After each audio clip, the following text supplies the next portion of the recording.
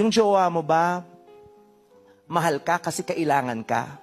O kailangan ka kasi mahal ka? Yung totoo, pinapasaya ka niya o inuuto ka lang niya? Kailangan maging matalino tayo ha. Kung ano yung pagkakaiba nung yung napapasaya ko o nauuto ako. Magkaiba kasi ng intensyon yun. Magkaiba yung intensyon ng gusto kanyang pasayahin at gusto kanyang utuin. Kung inuuto ka lang niya, tama na. Pero kung pinapasaya ka niya, ano pa ba? Yung tao ba na yon na pinag-iisipan mo ngayon kung itutuloy mo o hindi? Yun ba yung proud ba siya sa'yo? Katulad ng proud ka sa kanya.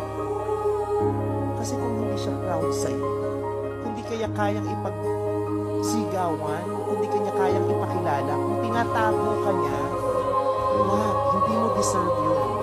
Deserve mo ipakilala ka, ipagmamalaki ka. Why? Because you are worthy. You are enough. Kaya kung di kanya pinapakilala, kung tinatago ka niya, kung hindi kanya kayang ipagmalaki, tama na yan. May worth ka eh. Diba? Kaya wag kang papayag.